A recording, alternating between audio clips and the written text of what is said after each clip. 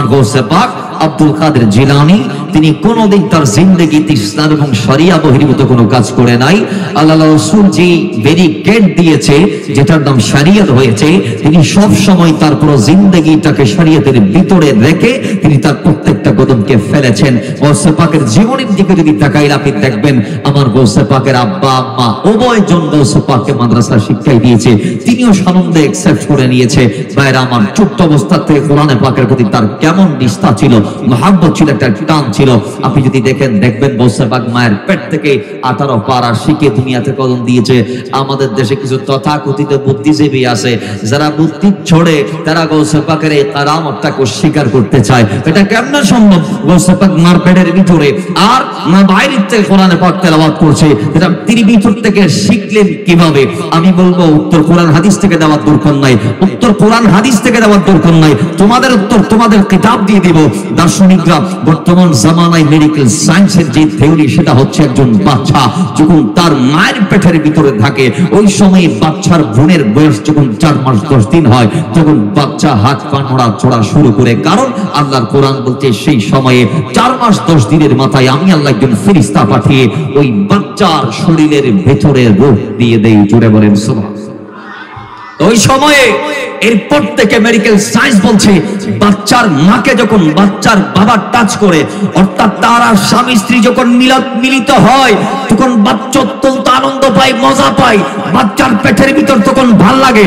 বাচ্চা সারাদিন নড়াচড়া না করলেও স্বামী স্ত্রী যখন মিলিত হবে রাতের বেলায় তখন বাচ্চা আপনি হাত পা নড়াচড়া শুরু করে দেয়। শুধু তা নয়, ওই বাচ্চার বাবা যখন বাচ্চার মায়ের পেটে হাত বুলায়, আল্লাহর কসম মায়ের পেটের ভিতর থেকে মাসুম বাচ্চা সেটা বলতে পারে। জুড়ে বলেন সুবহানাল্লাহ। মেডিকেল সায়েন্সের ধারণা, কোরআন হাদিসের দিকে যাওয়ার দরকার নাই। তো দুনিয়ার সাধারণ আব্দুল্লাহ যদি, আল্লাহর বান্দা যদি পেটের ভিতর থেকে আব্বা টাচ করছে এটা যদি বুঝতে পায়, শুধু তার মেডিকেল সায়েন্সের থিওরি কয়, বিজ্ঞান বলছে বর্তমানে যে বাচ্চা মায়ের পেটের ভিতর থেকে মায়ের আওয়াজ বুঝতে পারে। আর জুড়ে বলেন সুবহানাল্লাহ। বাবার আওয়াজ সে বুঝতে পারে। সুতরাং আমার গৌসে পাকের ওই কারামতকে অস্বীকার করার ক্ষমতা দুনিয়ার পুরো মায়ের পেটের নাই, বাচ্চার নাই। কারণ গৌসে পাক আব্দুল কাদের জিলানী দুনিয়ার সাধারণ পুরো বান্দা নয়, যার দুনিয়ার আগমনের আগে খুদ মুস্তাফা এসে এলান দিচ্ছে তার আব্বাজানকে, ইয়া আবা সালেহ আতাকাল্লাহু ইন্নান সালেহান ওয়া হুয়া ওয়ালাদি ওয়া মাহবুবি ওয়া মাহবুবুল্লাহ ওয়া সায়াকুনু লাহু শানুন ফিল আউলিয়া ওয়াল আকতাবি কাশানি বাইনাল আম্বিয়া ওয়া রাসূল। ওয়া ইয়া আবু সালেহ সন্তুষ্ট হয়ে যাও, আল্লাহ তোমাকে একজন নেককার সন্তান দান করেছে, সালেহ সন্তান দান করেছে। তুমি যে দোয়া করেছো রব্বি হাবলি মিনাস সালিহিন, তোমার স্ত্রীকে নিয়ে হাত তুলে যে দোয়া করেছিলা রব্বি হাবলি মিনাস সালিহিন, যে দোয়া প্রত্যেক নবীরা করেছে, যে দোয়া প্রত্যেক রাসূলরা করেছে, সেই দোয়া তুমি করাতে আল্লাহ তোমাকে একজন নেককার সন্তান দিয়েছে। আমি রাসূল বলছি ইয়া আবা সালেহ আতাকাল্লাহু ইবনান সালেহান, আল্লাহ একজন সন্তান সালেহ হিসেবে তোমার পেটে দিয়েছে, তোমার স্ত্রী নসল দিয়ে দুনিয়াতে আসবে। শুধু তা নয়, সে আমার আওলাদ, সে আমার প্রিয়, আমার আল্লাহর প্রিয় ওলি গৌসের মাঝে তার শান হবে নবী রাসূলদের মাঝে আমি যেমন শ্রেষ্ঠ, ওলি গৌসের মাঝে তোমার সন্তান হবে শ্রেষ্ঠ। তাহলে তিনি কি যেমন তেমন দুনিয়াতে আসছে না আসে নাই, তার জীবন নিয়ে যদি বলতে চাই আপনি দেখবেন ছোট্ট অবস্থায় গৌসে পাক ডাকাত দলের মুখোমুখি হওয়ার পরও মিথ্যা বলে নাই। ডাকাতের সর্দার তাকে যখন জিজ্ঞেস করেছে একদম শেষে, আব্দুল কাদের তুমি ছোট্ট বাচ্চা, তুমি যাচ্ছ কাফেলা হয়ে, আমরা তোমাকে সার্চ করতাম না, জাস্ট তোমার থেকে জানতে চেয়েছি কিছু আছে নাকি। তুমি বলেছো 40টি স্বর্ণের মুদ্রা আছে। তুমি আবার জিজ্ঞেস করা হলো, তুমি আবার বলছো একই কথা, আবার জিজ্ঞেস করা হয়েছে, আবার একই কথা বলছো। সর্বশেষ ডাকাত আমার কাছে নিয়ে আসছে, আমি সর্দার এই কাফেলার, এই ডাকাত দলের সর্দার আমি, বলো কোথায় আছে? বগলের নিচে আছে। পুলিশ দেখতেছে বরাবর 39 জন 41 জন বরাবর 40টাই আছে। আব্দুল কাদের তোমাকে আমরা সার্চ করতাম না, আমরা তোমাকে টানা হিস্ট্রি এগুলা বের করতাম না, তুমি ছোট্ট, আমরা তোমাকে ভাবিও নয় যে তোমার ভেতরে এগুলা আছে।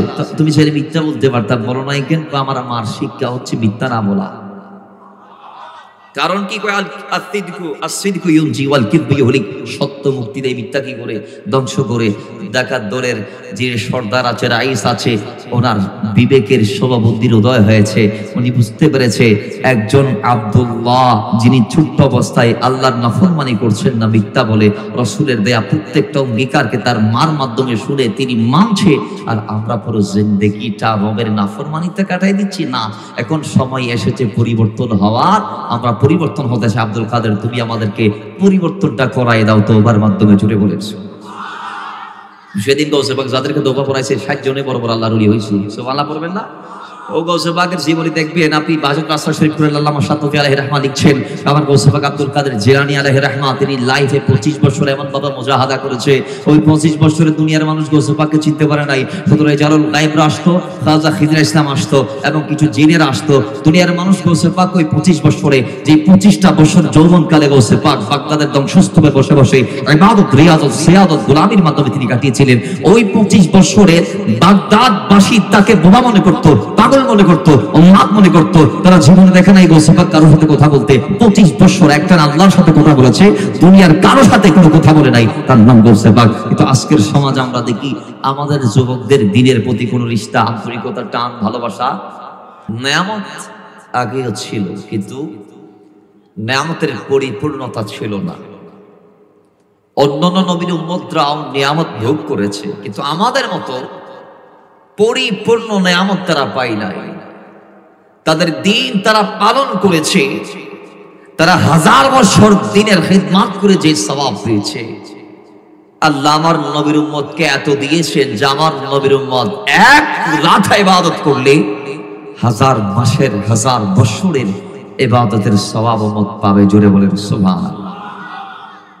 আমার নবীর উম্মত একবার যদি সুবহানাল্লাহ পড়ে, যেটা একটু আগেই পড়লেন, একবার সুবহানাল্লাহ পড়লে নবীজি বলছেন আসমান আর জমিনের মাঝখানে যতটুকু খালি জায়গা আছে, একবার বান্দা সুবহানাল্লাহ, আলহামদুলিল্লাহ, লা ইলাহা ইল্লাল্লাহ, আল্লাহু আকবার, 4টি তাসবিহ কোন একটা একবার পাঠ করলে বান্দাকে আল্লাহ তার সওয়াব দিয়ে দেয়।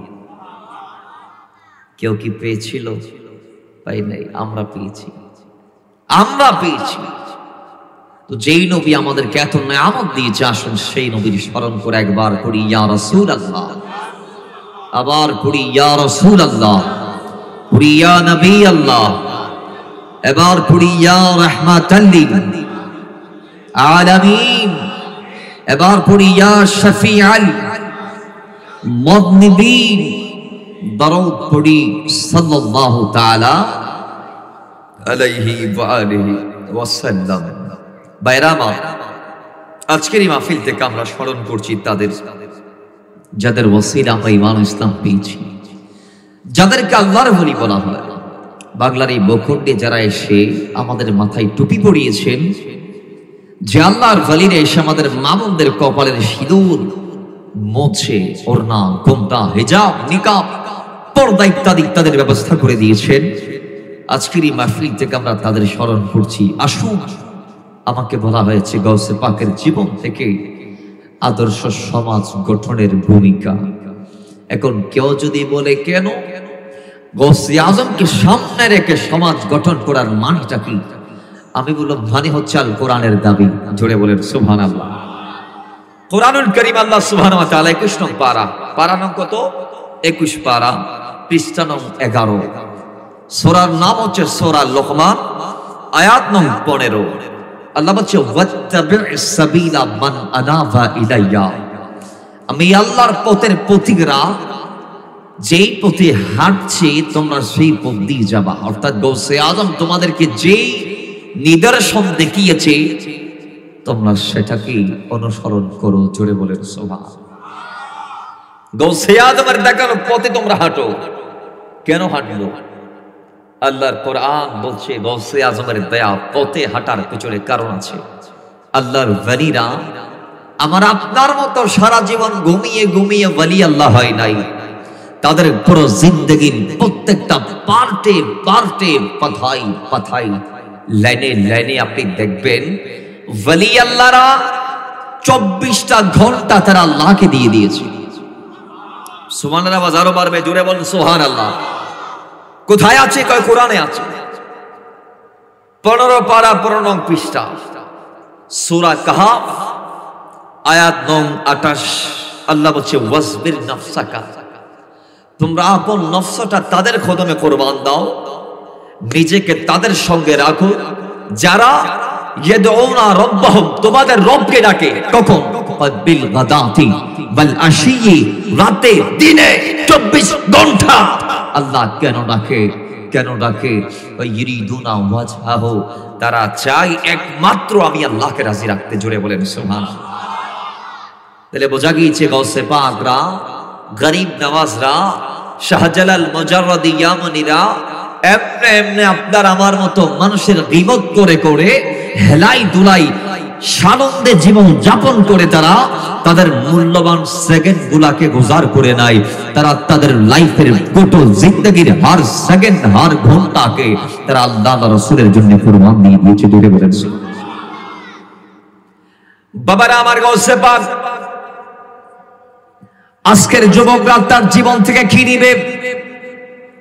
ও যুবক, আপনি নামাজ পড়েন না, আপনি রমজান আসছে রোজা রাখেন না, আপনার রমজান যায় হেলাই ধরে, আপনি ভাবেনি বছর রমজানটা যেভাবে ইচ্ছা চলে যাবে, আগামী বছর রমজান আমি ভালোভাবে রোজা রাখবো।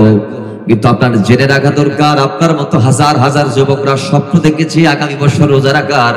আল্লাহর কসম, আগামী বছরের দেখা তারা আর পায় নাই। ও রমজান যাওয়ার পর পর তারা জমিন ছেড়ে বিদায় নিয়েছে। কথা বলেন ঠিক কিনা? আজকে হাজার মানুষ রমজানকে মূল্যায়ন করতে পারি না। সমাজের রন্ধ্রে রন্ধ্রে আপনি দেখবেন রমজান আসবে। এখন বর্তমানে শাবানের চাঁদোদয় হয়েছে। এই মাসের 14 তারিখে আমরা শবে বারাতকে পালন করব। যথাযোগ্য মহামানিত রাতকে আমরা তার প্রাপ্যটা দিয়ে, মর্যাদাটা দিয়ে আমরা পালন করব।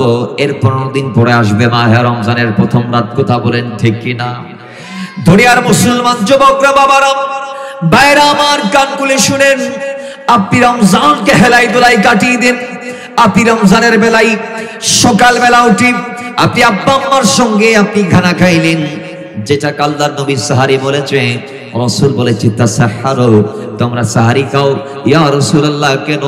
ওই আহলে কিতাবদের রোজা আর মুসলমানদের রোজা, দুই রোজার মাঝখানে পার্থক্য হচ্ছে সাহারি খাওয়া। কথা বলেন ঠিক কিনা? আজকের সমাজ আমাদের অনেক যুবক দেখা যায় সাহারি খায় না। তারা অনেকে রাতের আগে আয়সারের পর পর জাবাত খাইছে, তাম সকাল উঠে ঘুমের জন্য তারা সাহারি খাইতে চায় না। একই ঘুমের মধ্যে ফজরটাও চলে যায়। আব্বা আম্মারে বলে দেই, আব্বা খবরদার, আমি যদি ঘুমের মধ্যে থাকি ফজরের জন্য আমাকে ডাকবা না। আল্লাহর কসম, এটা আপনি কি করলেন একবার ভাবুন। আপনি রোজা এক ফরজ পালন করতে গিয়ে দৈনিক 5 ওয়াক্তে 5 বার যে আপনাকে আল্লাহ সওয়াব দিয়েছি, 5 ওয়াক্তের প্রত্যেকটা ওয়াক্তে ফরজ নামাজ আছে। একটা ফরজ রোজাকে পালন করতে গিয়ে আপনি যার একটা ফরজ বাদ দিচ্ছেন, এটা কেমন করছেন? ও দুনিয়ার মুসলমান, কান খুলে শুনে নেন। গৌসে পাক আব্দুল কাদের জিলানী, আমরা যেভাবে রমজানের রোজা রাখি, গৌসে পাক সেভাবে রোজা রাখতো না। আমরা রমজান মাসটা যেমনে কাটাই, গৌসে পাক সেমনে কাটাইতো না। গৌসে পাক কেমন রোজা রাখতো? ওই রোজাদার কয় প্রকার আগে সেটা জেনে নি। গৌসে পাকের কাছে যাওয়ার আগে রোজাদার ইমাম গাজ্জালি বলে 3 প্রকার। একটা প্রকারের নাম সমুল উমুম, সাধারণ রোজাদার। কয় তিনি কে? কয় যেই বান্দা রোজাও রাখে গীবত করে, রোজাও রাখে গীবত করে, রোজাও রাখে মানুষের হক খায়, রোজা রাখে জিহ্বাকে তারা মারে না। যেমন চাই মানুষকে কথা বলে, কটুবাক্য বলে, মানুষের অন্তরে আঘাত দেয়, কষ্ট দেয়, বোনের হক নষ্ট করে, স্বামী হয়ে স্ত্রীর হক নষ্ট করে, স্ত্রী হয়ে স্বামীর হক নষ্ট করে। অর্থাৎ যারা শুধুমাত্র রোজাটা রেখেছে, এটা হাতের রোজা, মুখের রোজা, কানের রোজা, পায়ের রোজা তারা রাখতে পারে নাই, নিজেকে ইচ্ছা মতো বাকি 11 মাসের মতো চালিয়েছে, ওই তারা সাধারণ রোজাদার। এদের রোজাদের কোনো ফায়দা দিতে পারবে না। এর এমন উপোস থেকে আল্লাহর নবীর হাদিস মোতাবেক আমরা এটা জানতে পেরেছি। ইমাম গাজ্জালি বলে 2 নাম্বার প্রকারে যারা আছে তারা হচ্ছে সাওমুল খুসুস, স্পেশাল রোজাদার।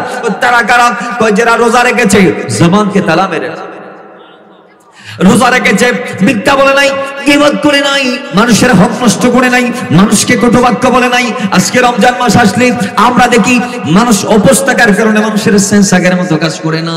বিদায় প্রতিবেশীর সাথে ঝগড়ায় লেগে যায়, একটু হরির থেকে কড়ি নড়ে গেলে, হরিশ থেকে বিষ হলে ভাই ভাইকে ছাড় দেয় না, দানি বের হয়ে যায়, ইত্যাদি ইত্যাদি মামলা মোকদ্দমা দাঙ্গা হাঙ্গামা ঘাত প্রতিঘাত, এইভাবে অসংখ্য আমরা দেখি সমাজে ওয়াকিয়াগুলা ঘটনাগুলা। কিন্তু না না, এটা করা যাবে না। আল্লাহর নবী ডাক দিয়া বলে, ও মুসলমান, তুমি রোজা রাখার পরে তোমার কোনো ভাই যদি তোমার কাছে এসে কটু বাক্য ব্যবহার করে তোমাকে যখন সে ঝগড়ার জন্য আমন্ত্রণ জানাই, তখন তুমি তাকে বলো, ঝগড়া করার টাইম আমার নাই, আমার ভুল হইলো, আমারে মাফ করে দেন, কারণ আমি সায়েম রোজাদার। জুড়ে বলেন সুবহানাল্লাহ। এখন এগুলা বলে না, ওই যে যদি কয় এক, তাহলে তো কয় দুই, কয় তিন, কয় চার, কয় পাঁচ, কয় ছয়, তার মানে ওই দিক থেকে হাত দেখালি তো ঘুষি দেখায়। কথা ঠিক কি না? আপনি দেখবেন মসজিদের মধ্যে রোজাদার রোজাদার ধাক্কা ধাক্কি আছে না নাই? কেমন রোজাদার আমরা? 3 নাম্বার প্রকার একটা আছে, সেটা কোন প্রকার জানেননি? 3 নং প্রকারে আছে সাওয়াহুল খুসুস। যে রোজাদার হচ্ছে গাউস পাক আব্দুল কাদের জিলানী, যে রোজাদার হচ্ছে হযরত খাতাম আল আসম রাদিয়াল্লাহু তাআলা। হযরত খাতাম আল আসম যখন রমজান মাস, তিনি যখন রমজান মাসে রোজা রাখতেন, আল্লাহ তাকে এমন ভাবে নিয়ন্ত্রণ করতো, আপনি জানেননি, অবাক হয়ে যাবেন। খাতাম আল আসম রমজান পুরো মাস তিনি অন্ধ হয়ে যাইতো, বধির হয়ে যাইতো, তিনি খারাপ কোনো কথা শুনতে পারতো না। আল্লাহ তার কানটা ওই সময় নিয়ন্ত্রণে রাখতেন। জোরে বলেন সুবহানাল্লাহ। ভালোটা হইলে খাতাম আল আসম তিনি দেখতো, খারাপটা তিনি দেখতো না। চোখে সুবহানাল্লাহ জুড়ে বলেন। ওই সাওয়াহুল খুসুসের মধ্যে আছে গাউস পাক একজন। কিরম? আমার গাউস পাক কেমনে কাটাইছে? গাউস পাক আব্দুল কাদের জিলানী 11 মাস তিনি মোটামুটি পরিবারের সাথে তার সম্পর্ক ছিল। তো রমজান যখন আসতো, তিনি ভাবতো এই মাসটা তো আমার আল্লাহ দিয়েছে, সুতরাং এই পুরো রমজানুল মুবারকের প্রত্যেকটা সেকেন্ড, প্রত্যেকটা মিনিট, প্রত্যেকটা ন্যানো সেকেন্ড, প্রত্যেকটা ঘন্টা, প্রত্যেকটা দশক আমি আল্লাহর জন্য কাটাবো। এই এক মাসে না পরিবার, না আমার ব্যক্তি জীবন, না আমার সাংসারিক জীবন, না আমার সামাজিক জীবন, না আমার রাষ্ট্রীয় জীবন, আমি কাউকে সময় দিব না। এই পুরো রমজানের চাঁদের উদয় থেকে শুরু করে অস্ত পর্যন্ত পুরো মাসটা আমি আল্লাহকে দিয়ে দিব। এরকম আমাদের সমাজে কিছু আছে, পুরো রমজান খানায় কাবায় কাটাই ইতিকাফের মাধ্যমে, আছে না নাই? পুরো রমজান মসজিদে বসে বসে কাটাই, এরকম রোজাদার আমাদের সমাজে আছে না নাই? গাউস পাকের জীবন থেকে যুবক আপনাকে, বৃদ্ধ বাবা আপনাকে, সমাজের যারা আছেন সবাইকে শিক্ষা নিতে হবে যে আমার গাউস পাক যেমন তেমন ভাবে তিনি রমজানকে কাটাই নাই। এই যে আসন্ন রমজানুল মুবারক আমাদের সামনে, একদম আমাদের কাছাকাছি যে রমজান মাসটা চলে আসে, এই মাসটা গাউস পাক এমন ভাবে কাটাইতো যে আপনি আমি তো দিনের বেলা পাঞ্চা ভাই, আমাদের যুবকরা দিনের বেলা এটা খায়, রাস্তার মোড়ে মোড়ে ধোঁয়া ওড়ায়, আসমানের দিকে মনে আল্লাহরে দেখে আল্লাহ ছবি করো, আয় খাইতেছি, নাউজুবিল্লাহ জোরে বলেন, আরো জোরে বলেন নাউজুবিল্লাহ। আমাদের যুবকরা পাঞ্চি ভাই দিনের বেলায় রোজাদারদের সামনে, অথচ আপনি অবাক হয়ে যাবেন কাফেররা পর্যন্ত এই মাসটাকে সম্মান করত। মাথায় রাখবেন, একজন অগ্নি পূজারক, একজন মূর্তি পূজক, তিনি তার সন্তানকে এই রমজান মাসের হরমত নষ্ট করার জন্য তাকে গালে কষে একটা থাপ্পড় দিয়েছিল।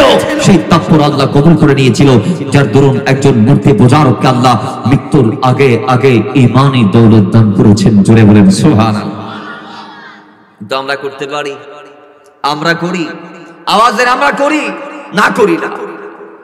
দর বেড়া ফুয়া বড় আরো ইতে রোজা নরাখের বাপে দেখেন তুই হনদিন না হদভত, তুই তোর অবস্থা কে? তুই তো অসুস্থ ন, তুই অসুস্থ ন। একটা সময় এমন ছিল, আপনি ইতিহাস পড়েন, আপনি রোজা রাখতে বাধ্য হবেন। আল্লাহর নবী যখন ইসলাম দিয়েছিল প্রাথমিক সময়, সে প্রথম দিকে সাহাবায়ে কেরামরা রাতের খানা দিয়ে পুরো দিন রোজা রাখত।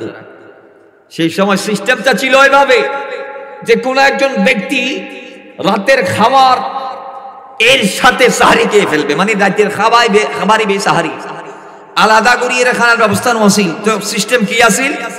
ওই সময় সিস্টেম ছিল যে বান্দা ইশারের সালাত আদা করে শোয়ার আগে আগে, ইশারের নামাজের পরে শোয়ার আগে আগে যা খাবার সব খেয়ে ফেলবে, যা খাবার সব খেয়ে ফেলবে। সে যদি একবার ঘুমিয়ে যায়, সঙ্গে সঙ্গে তার জন্য সমস্ত খানা পিনা হারাম হয়ে গেছে। সুবহানাল্লাহ জুড়ে বলেন। ভাইরা আমার, এইভাবে রোজা চলমান ছিল। হযরতে কায়েস ইবনে সারমা আল আনসারী একদিন রমজানুল মুবারকে অবশ অবস্থায় রোজা রাখলো। মুসলমানরা ছিল গরিব, খাওয়ার মতো তার বাড়িতে কিছু নাই। সারাদিন রোজা নিয়ে মাঠে কাজ করেছে। ইফতারের সময় তিনি বাড়িতে ফেরত এসেছে। ইফতার করার জন্য স্ত্রীর কাছে কিছু চেয়ে নিয়েছে। স্ত্রী তারে দিতে পারে নাই, কারণ গড়ের মধ্যে মজুদ সেই সময় কিছু ছিল না স্বামীর দেওয়ার মতো। গোটগড় তালাশ করে স্ত্রী তার স্বামীর কিছু দিতে পারে নাই। ওদিকে কায়েস ইবনে সারমা আল আনসারী একদম ক্লান্ত, কারণ সারাদিন রোজা নিয়ে সে মাঠে কাজ করেছে। ও মুসলমান, ও নবীর গোলামের আমান, হযরত কায়েস ইবনে সারমা আল আনসারী রাদিয়াল্লাহু তাআলা তিনি বিছানার মধ্যে বসে গেলেন। স্ত্রী ডাক দিয়ে বলে, স্বামী আমার, আপনি একটু দোহাই লাগে বসুন, পাশের বাড়িতে গিয়ে আমি খোঁজ নেব, নিয়ে আমি যা পাবো তাই এনে আপনাকে দিব, আপনি খাবেন, এরপর আপনি রেস্ট করবেন।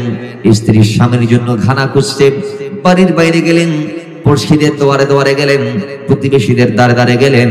খাবার নিয়ে আসতে আসতে দেখে স্বামী আর নাই, স্বামী বিছানার মধ্যে শুয়ে ঘুমিয়ে গিয়েছে। জোরে বলেন সুবহানাল্লাহ। তিনি বিছানার মধ্যে ঘুমাই গেছে। এখন ঘুম যদি একবার যায়, খানা পিনা হারাম, আর খাইতে পারবে? ঘুমের সাথে রোজার সম্পর্ক, ঘুম থেকে রোজা স্টার্ট। এখন পরের দিন তিনি ওই অবস্থায় আবারও বসে রোজা রাখছে, কারণ ফরজ রোজা বাদ দেওয়া যাবে? আপনি তো বলেন আমি আজকে রাখতাম না আম্মা, মনে হয় ইবে চাইলে রাখা যায়, চাইলে সারা যায়। হাইরে বাইরে আমার, হযরত কায়েস ইবনে সারমা আল আনসারী রাদিয়াল্লাহু তাআলা অসুস্থ অবস্থায় আবার খানা পিনা ছাড়া পরের দিন ময়দানে গিয়ে আবার কাজ করে। এরপর যখন সকাল গড়িয়ে দুপুর আগমন করে, হঠাৎ করে সূর্য মাথা বরাবর কিরণ দিতে দেরি। কায়েস ইবনে সারমা আল আনসারী রাদিয়াল্লাহু তাআলা তিনি অসুস্থ হয়ে গেলেন। তার মাথা ঘুরিয়ে তিনি ময়দানের মধ্যে পড়ে গেলেন। থাকে বেহুশ অবস্থায় তার বাড়ির পরিবার পরিজনের লোকেরা এসে বাড়িতে নিয়ে গেল। খবর দেয়া হয়েছে আল্লাহ নবীর কদমে।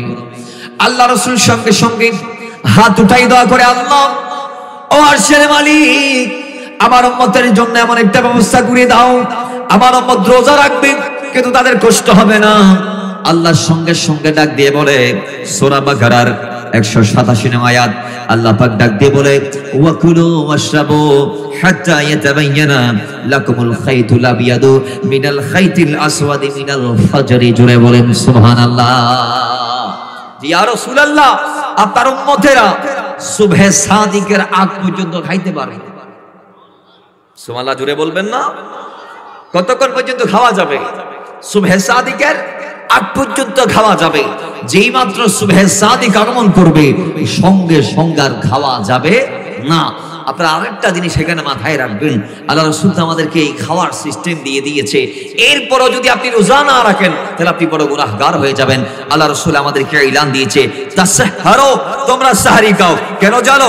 কয় ওই যে আহলে কিতাবদের রোজা আর আমাদের রোজা, এর মাঝে ব্যবধান হচ্ছে তারা সাহারি খাইতো না আর আমার উম্মত সাহারি খাচ্ছে। সুতরাং আমি তোমাদেরকে বলছি তোমরা রোজা রাখো। হাদিসে পাকের মধ্যে আসে, ফাদলু মা বাইনা সিয়ামিনা ওয়া সিয়ামি আহলিল কিতাবি আকলাতুস সাহরি। আল্লাহর নবীজি বলছেন, আহলে কিতাবদের রোজা আর আমি নবীর উম্মতের রোজা, এই দুইয়ের মাঝখানে ব্যবধান হচ্ছে সাহারি খাওয়া। তো রাসূল আপনাকে সাহারির সিস্টেমটা দিয়েছে, টাইমিং গার করে দিয়েছে, আপনি সুবহে সাদিক রাত পর্যন্ত খাইতে পারছেন। এরপরে যদি আপনি না খান, রোজাটাকে অবহেলা করে না করেন, তাহলে আপনি আল্লাহর দরবারে কি জবাবটা দিবেন? কারণ আপনার বড় পরিচয় আপনি মুসলমান। কথা বলেন ঠিক কি না? তার নিজের দায়িত্ব পালন করার দরকার আছে না নাই? আর একটু আস্তে আছে না নাই? হাতে লাদ দিয়ে বেয়াকুন মনাবি ফিলের অনুষ্ঠান শেষ করে আইতে এতক্ষণ এটা উজরে মশা মারেন দে, কি মারেন দে, গো মাসিও নো আসি। আল্লাহ তাআলা কবুল করুক। এখনো যারা গরত বইতে কি গার্লফ্রেন্ড হলে চিটিং করে, বন্ধু বান্ধব বললে আড্ডা মারেন, পাবজি ফ্রি ফায়ারের মাঝে গোলাগুলি করেন, আল্লাহ তাআলা রে মিসাইল, যুদ্ধ বিমান ইত্যাদি ইত্যাদি গুলি অস্ত্র ফেলাই মেহফিলে তাইবার তৌফিক দান করুক। এখানে বড় করি বলুন আমিন। মহব্বতে দরুদ পড়ি, আল্লাহুম্মা সাল্লি। مولانا محمد وعلى آل سیدنا ارے ذکر نبی میں جو دن گزرے وہ دن سب سے افضل ہے ذکر نبی میں جو دن گزرے وہ دن سب سے افضل ہے اور یاد نبی میں رات جو گزرے یاد نبی میں رات جو گزرے اس سے بڑھ کر کوئی رات نہیں جتنا دیا سرکار نے مجھے کو اللہم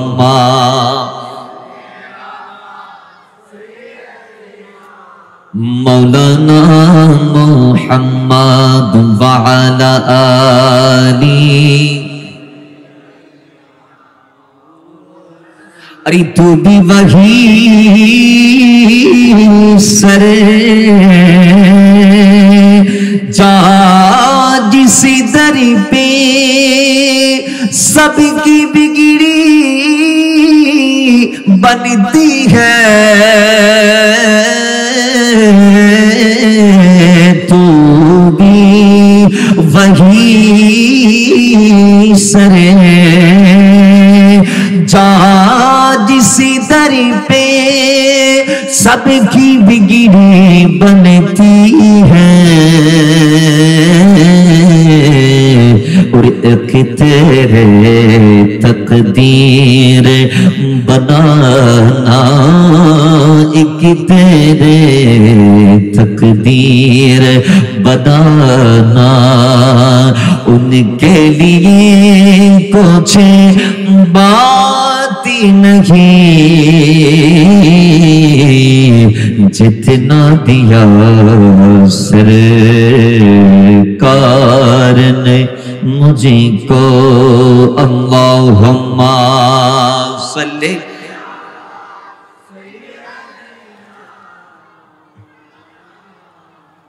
وعلی آل سیدنا তাহলে ভাইরা আল্লাহ রাসূল আপনাকে সাহারি সিস্টেমটা বলার পরও আপনি ওটাকে অবহেলা করতে পারেন না। রমজান মাসের হরমত আপনাকে আমাকে সবাইকে রক্ষা করতে হবে, কারণ রমজান মাসকে সম্মান করে গৌসে পাক আব্দুল কাদের জিলানী হয়েছে। আরো জোরে বলবেন না? একজন অগ্নি প্রচারক সম্মান করে ছেলের গালে থাপ্পড় মেরেছে, কেন জানেন? ওই ছেলে মুসলমানদের বাজার দিয়ে যাওয়ার সময় গালের মধ্যে একটা জিনিস ঢুকাই দিয়েছিল, খাওয়ার জিনিস।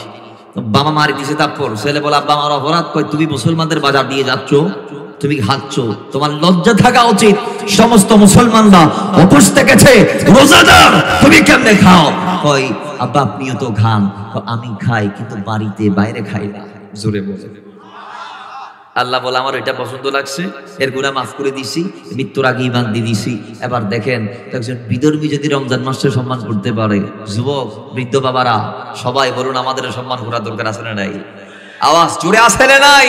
কারণ সোমু লি ওয়া আনা আজজি বিহি, আল্লাহ নিজে বলছেন রোজা আমার জন্য, এটার প্রতিদান আমি আল্লাহ নিজে হাত দিয়ে দিব। জোরে বলেন সুবহানাল্লাহ। গৌসে পাকের জীবন থেকে আপনি যদি শোষণার থেকে তাকান, আমার গৌসে আজম আব্দুল কাদের জিলানীকে দেখবেন, তিনি তার দুনিয়ার জমিনে কদম দেওয়ার পর থেকে, তার দুনিয়ার জমিন থেকে হায়াতে জিন্দেগির আখের তক আপনি পুরো প্রত্যেকটা সেকেন্ডকে নিয়ে রিচার্জ করলে দেখবেন আমার গৌসে পাক আব্দুল কাদের জিলানী তিনি কোনোদিন তার জিন্দেগিতে ইসলাম এবং শরিয়া বহির্ভূত কোনো কাজ করে নাই। আল্লাহ রাসূল যে ব্যারিকেড দিয়েছে যেটার নাম শরিয়ত হয়েছে, তিনি সব সময় তার পুরো জিন্দেগিটাকে শরিয়তের ভিতরে রেখে তিনি তার প্রত্যেকটা কদমকে ফেলেছেন। গৌসে পাকের জীবনের দিকে যদি তাকাইলে আপনি দেখবেন আমার গৌসে পাকের আব্বা আম্মা উভয়জন গৌসে পাককে মাদ্রাসা শিক্ষাই দিয়েছে, তিনিও সানন্দে অ্যাকসেপ্ট করে নিয়েছে। ভাইরা আমার ছোট্ট অবস্থা থেকে কোরআনে পাকের প্রতি তার কেমন নিষ্ঠা ছিল, মহব্বত ছিল, একটা টান ছিল। আপনি যদি দেখবেন গৌসে পাক মায়ের পেট থেকে 18 পারা শিখে দুনিয়াতে কদম দিয়েছে। আমাদের দেশে কিছু তথাকথিত বুদ্ধিজীবী আছে যারা বুদ্ধি ছড়ে তারা গৌসে পাকের এই কারামতটাকে অস্বীকার করতে চায়। এটা কেমন সম্ভব? গৌসে পাক মার পেটের ভিতরে আর মা বাইরের থেকে কোরআনে পাক তেলাওয়াত করছে, এটা তিনি ভিতর থেকে শিখলেন কিভাবে? আমি বলবো উত্তর কোরআন হাদিস থেকে দেওয়ার দরকার নাই, উত্তর কোরআন হাদিস থেকে দেওয়ার দরকার নাই, তোমাদের উত্তর তোমাদের কিতাব দিয়ে দিব। দার্শনিকরা বর্তমান জামানায় মেডিকেল সায়েন্সের যে থিওরি সেটা হচ্ছে একজন বাচ্চা যখন তার মায়ের পেটের ভিতরে থাকে ওই সময় বাচ্চার ভ্রূণের বয়স যখন 4 মাস 10 দিন হয় তখন বাচ্চা হাত পা নড়াচড়া শুরু করে। কারণ আল্লাহর কোরআন বলতে সেই সময়ে 4 মাস 10 দিনের মাথায় আমি আল্লাহ একজন ফেরেশতা পাঠিয়ে ওই বাচ্চার শরীরের ভেতরে রূহ দিয়ে দেই। জুড়ে বলেন সুবহানাল্লাহ। ওই সময়ে এরপর থেকে মেডিকেল সায়েন্স বলছে বাচ্চার মাকে যখন বাচ্চার বাবা টাচ করে, অর্থাৎ তারা স্বামী স্ত্রী যখন মিলিত হয় তখন বাচ্চা অত্যন্ত আনন্দ পায়, মজা পায়, বাচ্চার পেটের ভিতর তখন ভাল লাগে।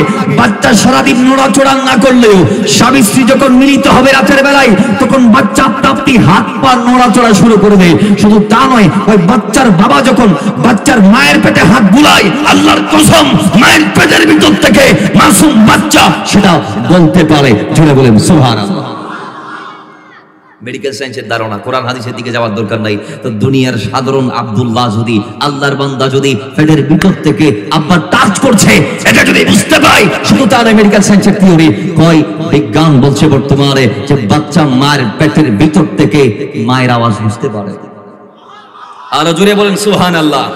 বাবার আওয়াজ সে বুঝতে পারে। সুতরাং আমার গৌসে পাকের ওই কারামতকে অস্বীকার করার ক্ষমতা দুনিয়ার পুরো মায়ের পেটের নাই, বাচ্চার নাই। কারণ গৌসে পাক আব্দুল কাদের জিলানী দুনিয়ার সাধারণ পুরো বান্দা নয়, যার দুনিয়ার আগমনের আগে খুদ মুস্তাফা এসে এলান দিচ্ছে তার আব্বাজানকে, ইয়া আবা সালেহ আতাকাল্লাহু ইবনান সালেহান ওয়া হুয়া ওয়ালাদি ওয়া মাহবুবি ওয়া মাহবুবুল্লাহ ওয়া সায়াকুনু লাহু শানুন ফিল আউলিয়া ওয়াল আকতাবি কাশানি বাইনাল আম্বিয়া ওয়া রাসূল। ওয়া আবু সালেহ সন্তুষ্ট হয়ে যাও, আল্লাহ তোমাকে একজন নেককার সন্তান দান করেছে, সালেহ সন্তান দান করেছে। তুমি যে দোয়া করেছো রব্বি হাবলি মিনাস সালিহিন, তোমার স্ত্রীকে নিয়ে হাত তুলে যে দোয়া করেছিল রব্বি হাবলি মিনাস সালিহিন, যে দোয়া প্রত্যেক নবীরা করেছে, যে দোয়া প্রত্যেক রাসূলরা করেছে, সেই দোয়া তুমি করাতে আল্লাহ তোমাকে একজন নেককার সন্তান দিয়েছে। আমি রাসূল বলছি ইয়া আবা সালেহ আতাকাল্লাহু ইবনান সালেহান, আল্লাহ একজন সন্তান সালেহ হিসেবে তোমার পেটে দিয়েছে, তোমার স্ত্রী নসল দিয়ে দুনিয়াতে আসবে। শুধু তা নয়, সে আমার আওলাদ, সে আমার প্রিয়, আমার আল্লাহর প্রিয় ওলি। গৌসের মাঝে তার শান হবে নবী রাসূলদের মাঝে আমি যেমন শ্রেষ্ঠ, ওলি গৌসের মাঝে তোমার সন্তান হবে শ্রেষ্ঠ। তাহলে তিনি কি যেমন তেমন দুনিয়াতে আসছে না, আসে নাই। তার জীবন নিয়ে যদি বলতে চাই, আপনি দেখবেন ছোট্ট অবস্থায় গৌসে পাক ডাকাত দলের মুখোমুখি হওয়ার পরও মিথ্যা বলে নাই।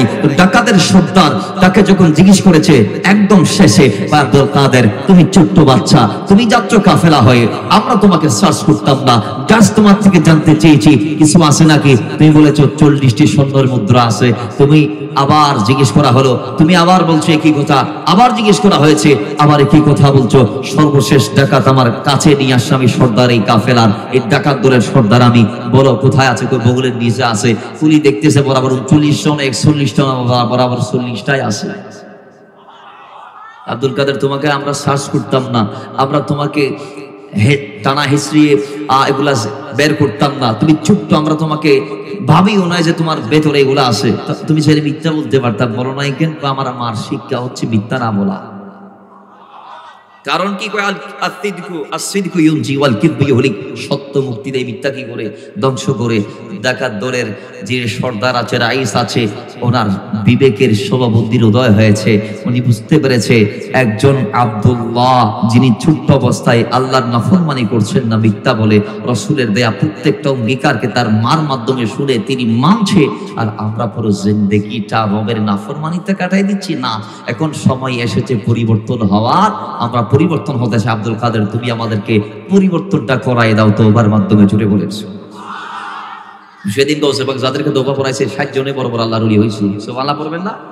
ও গৌসে পাকের জীবনী দেখবেন আপনি, বাজুল রাসূল শরীফ করে আল্লামা শাতফি আলাইহির রাহমাত লিখছেন, আমার গৌসে পাক আব্দুল কাদের জিলানী আলাইহির রাহমাত, তিনি লাইফে 25 বছর এমন ভাবে মুজাহাদা করেছে, ওই 25 বছরে দুনিয়ার মানুষ গৌসে পাককে চিনতে পারে নাই। সুতরাং জালাল গায়বরা আসতো, খাজা খিজরা ইসলাম আসতো, এবং কিছু জিনেরা আসতো। দুনিয়ার মানুষ গৌসে পাক ওই 25 বছরে, যে 25টা বছর যৌবনকালে গৌসে পাক বাগদাদের ধ্বংসস্তূপে বসে বসে ইবাদত, রিয়াজত, সিয়াদত, গোলামির মাধ্যমে তিনি কাটিয়েছিলেন। ওই 25 বছরে বাগদাদবাসী তাকে বোবা মনে করতো, পাগল মনে করতো, উম্মাদ মনে করতো। তারা জীবনে দেখে নাই গৌসে পাক কারোর সাথে কথা বলতে।